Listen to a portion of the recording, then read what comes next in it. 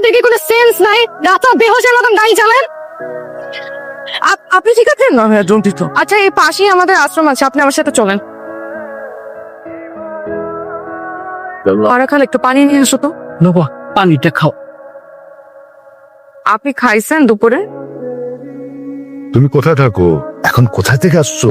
আমি আসলে একটা কাজ খুঁজতে এসেছি। কাজকর্ম পারেন তো? সব পারি, সব। রান্না করতে পারেন? ঘর পরিষ্কার, কাপড় কাচা? এগুলো ছাড়া সব পারবো। কালকে থেকে আপনি আমার পার্সোনাল অ্যাসিস্ট্যান্ট হিসেবে কাজ করবেন। আমি রাজি। বাবা ভাতটা খেয়ে নাও। তো দারুণ খাবার, আমি এত বছর খাবার আমি কখনো খাই নাই। ম্যাডাম। কয়টা বাজে? Sorry madam. জীবনে সময় জ্ঞান থাকা অনেক বেশি জরুরি, না হলে বড় মানুষ হতে পারবেন না। নিশ্চয়ই ম্যাডাম। আমাকে ম্যাডাম ডাকবেন না। কি ডাকবো? আপু ডাকতে পারেন। না, আপু না ডাকি, ওকে দেখলে ম্যাডাম ম্যাডাম ফিল হয়। যাইবা কোথায়? যাই মনোবাজার। কত দিবা? 70 টাকা। চলো। এখান থেকে এখানে 70 টাকা ভাড়া হয়, আজীবন 30 টাকায় গেছে। 40 টাকা দিয়ে না পা। 30 টাকা যাবেন আপনি? উঠেন। আপনার বয়স কত? গতকাল তো করলা কিনলাম 25 টাকা কেজি, আজকে 50 টাকা হয়ে গেল। 2 কেজি নিব, 40 টাকা দিব। 80 টাকা রাখেন। চুরি করার অভ্যাস আছে? হ্যাঁ। আগে যে ছিল সে প্রতিদিন 50-100 টাকা করে মারত। না না না, আমার 50-100 মারার অভ্যাস নাই। চলেন। আচ্ছা, আপনি সবাইকে কিভাবে চালান? না একদিন তো আপনার সব টাকা পয়সা শেষ হয়ে যাবে।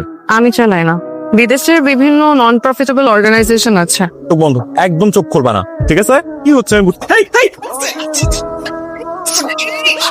পিন্টু, দেখেন আমার কোনো দোষ নাই, ওরা আমাকে হাত। জানি আমি, কিন্তু ওরা এক একটা বদের হাট। দেখেন এই বয়সে বাচ্চারা তো একটু দুষ্টুমি করবে। এই বয়সে আমিও দুষ্ট ছিলাম, আর এই বয়সে আপনিও দুষ্ট ছিলেন।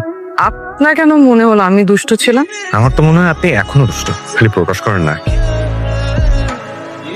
At least give me a reason. No, no, no, no, no. See, as per my belief, we didn't break any rules, right? We regret that there is nothing we can do right now. You just didn't even tell me you notice. Hello? কি হয়েছে? কি হয়েছে? আমাকে এই আশ্রমের জন্য বিদেশি একটা সংস্থা থেকে অনুদান আসতো, সাহায্য আর কি। 15 দিন যাবত হঠাৎ করে বন্ধ হয়ে গেছে। কেন বন্ধ হয়ে গেলো কিছু বুঝতে পারতেছে না।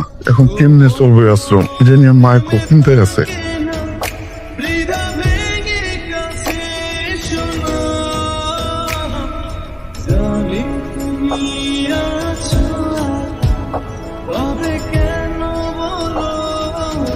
ওরা দুজনই আমার পূর্ব পরিচিত। আজকে থেকে এখানকার দায়িত্ব সবরণিত। Thank you. ছেলেটা কত তাড়াতাড়ি আমাকে সবাই যে আপন করে নিচ্ছে। যারা যত তাড়াতাড়ি মানুষের কাছে চলে আসে তত তাড়াতাড়ি দূরে সরে যায়। সব প্রিয় জিনিসই মানুষের হারানো ভয় থাকে। প্রিয় জিনিস যতদিন কাছে থাকে তারে আদর যত্ন করে আগলায় রাখতে হয়। রেহান ছেলেটা কিন্তু খুব ভালো। আমার জীবন সঙ্গী হতে হলে সবার আগে ভালো মানুষ হতে হবে।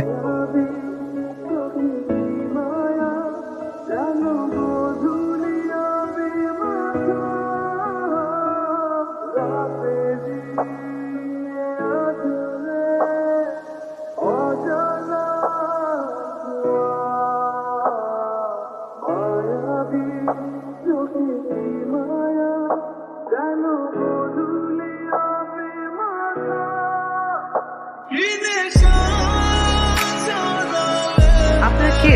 আপনি আমাদেরকে চিনবেন না। এই বাড়ির মালিক একটু ডাকেন, তার সাথে একটু ব্যবসায়ী গালাপালা চালু আছে। আমি মালিক, বলেন। আপনি মালিক? আমাদের স্যার এখানে একটা কমার্শিয়াল বিল্ডিং বানাবে, উনি আপনাকে কল দিচ্ছেন, চিঠিও পাঠাইছিল, আপনি কোনোটার উত্তর দেন নাই। আপনি তো শিক্ষিত মানুষ, মানুষের মঙ্গলে কাজ করেন, আপনি জায়গাটা ছাইড়া দেন, তাতে আপনার মঙ্গল হবে। আর একবারও আপনাকে এই কথা বলছি যে আমি এই জমি বিক্রি করব? আশেপাশের যারা আছে না, তাদের সবার জায়গা নেওয়া হয়ে গেছে, তার জায়গার জন্য বিল্ডিং এর কাজটা হচ্ছে না। কোনোদিন যেন না দেখি আপনাদেরকে এখানে আমি। প্লিজ আপনারা এখান থেকে চলে যান। তবে যাওয়ার আগে আপনাকে একটা কথা বলে যাই, স্কুল জীবনে জায়গা জমি দখলের উপর 110টা উপায়ের বই পড়ছি। আপনি যদি ভালোই ভালো জায়গাটা দিয়ে দেন তাহলে তো ভালো, তাহলে ওই যে 110টা উপায় আছে না, এগুলো আপনার উপরে প্রয়োগ করতে হবে। সালাম আলাইকুম।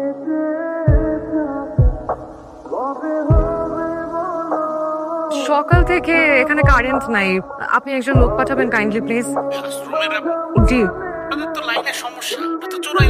একদম উল্টাপাল্টা কথা বলবেন না। আপনি এসব কার ইশারায় করতেছেন আমি খুব ভালো করেই জানি।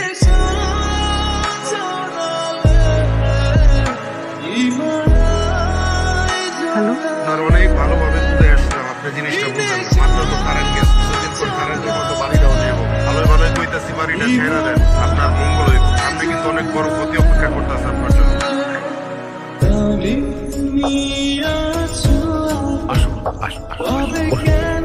জি আমি বসতে আছি, আপনার সাথে আমার কিছু কথা আছে। আপনার নিশ্চয়ই আমি আশ্রমের বিষয়ে শুনেছি ইলেকট্রিসিটির প্রবলেম, পানির প্রবলেম, সমস্ত কিছু ঠিকঠাক করে দিবে।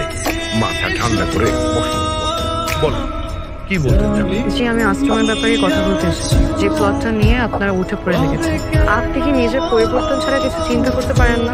এত বড় অসহায় মানুষ আশ্রম ছেড়ে দিলে কোথায় যাবে? বাজানুনি এইগুলা নিয়ে তুমি একদম ভেবো না। ওদের সমস্ত ব্যবস্থা হয়ে যাবে।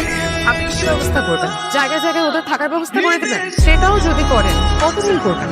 উদ্দেশ্য হাসিল হওয়ার পর আপনি তো ঠিকই ছুড়ে ফেলে দেবেন। বাজানুনি আমি একজন ব্যবসায়ী মানুষ, আমার কেউ এত টাকা নিয়ে আপনি কি কবরে যাবেন? আমি যতদিন বেঁচে আছি আমার আশ্রমের কিছু হতে দিব না। আপনি অলরেডি আমাদের অনেক ক্ষতি করেছেন, দয়া করে আপনি আর আপনার লোক আমি যেন আমার আশ্রমের আশেপাশে আর কোনোদিন না দেখি।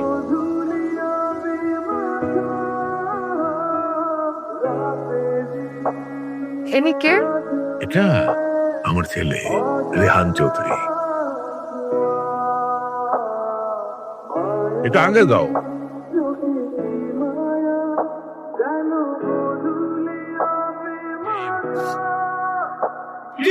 আপনি কে? কি করছিস মা? স্যারের নাম রেহান চৌধুরী, সেলিম রেজা চৌধুরীর একমাত্র ছেলে, যে আমাদের এই আশ্রমের জায়গাটাকে কমার্শিয়াল প্রপার্টি বানাতে চায়। আর সেটা হাসিল করার জন্য স্যার এখানে এসেছে। প্লিজ আর একটা আপনি হলেন একটা খুনি। আপনারা সবাই মিলে আপনার মুক্তি চাচাকে মেরে ফেলেছেন। আপনারা টাকার জন্য মানুষ খুন করতে পারেন, এত কোনো মানুষের সামনে মিথ্যা অভিনয় করলেন একটা প্রপার্টির জন্য। এই মানুষগুলোকে দেখেন, এই মানুষগুলোকে দেখেন, একটা বার আপনার বুক কাঁপলো না? উপরে যে কি জবাব দিবেন? আপনি আসলে খুনি না, আপনি হলেন একটা জানোয়ার। আপনি আমার আশ্রম থেকে বেরিয়ে যান। আপনার মুখ আমি আর কোনোদিন দেখতে চাই না। বেরিয়ে যান আশ্রম থেকে। তরং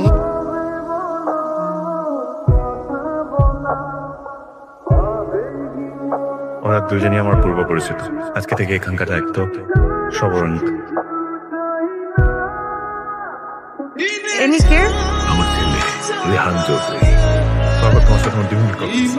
বাবা বাবা তুমি আমার আশ্রমটা ছেড়ে দাও। দেখো বেইমানি করে আর কতদিন খাবো মানুষের কাছ থেকে? আমাদের আর কত টাকা প্রয়োজন তুমি আমার বুঝাতে? আমি এগুলা কাজ করছি শুধু তোমার জন্য। আমাদের কোনো কিছু কমতি নেই, কিন্তু এই মানুষগুলো অসহায় ভালো। মানুষগুলোর জীবন ধ্বংস হয়ে যাবে। আমার ছেলে যা চাইছে তুমি কিন্তু সেটাই করবা। ব্যাস। তুমি চাও যে আমি আশ্রমটা ছেড়ে দিই? হ্যাঁ বাবা, আচ্ছা ঠিক আছে, তুমি যেটা চাইতেছো সেটাই হবে। জীবনে ব্যবসা করতে গিয়া জেনে না জেনে কতবার করছি, টাকা পয়সার তো কোনো কমতি নাই। কিন্তু আমার ছেলের অনুরোধ, পরিবার, ব্যবসা দুইটা নিয়েই টানা পূরণের মধ্যে আছে। স্যার তাহলে এখন আমি কি করবো? বাঁচাতে হবে ব্যবসা, পরিবার দুটাকে বাঁচাতে হবে। কি করবা সেটা ভালো করেই জানো। আশ্রমের ওই মেয়েটা যেন কোনোভাবে বেঁচে না থাকে, আগুনটা জ্বালায় দেবা। একদিকে পরিবার, একদিকে ব্যবসা, কি করি? যা বলছেন স্বচ্ছ পানির মতো সব বুঝছি। প্রতিটা কথা আমি অক্ষরে অক্ষরে পালন করবো।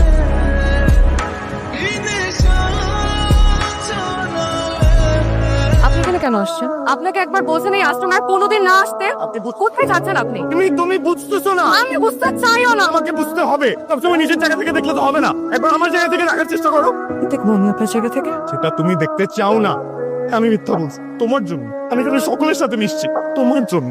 তুমি অসহায় ভান ধরছি, সেটাও তোমার জন্য। আমি তোমাকে ভালোবেসে এখানে আসছিলাম, আজকে সকলের ভালোবাসা আমি এখানে আসছি। তোমার জন্য আমার ভালোবাসা কোনো মিথ্যা ছিল না।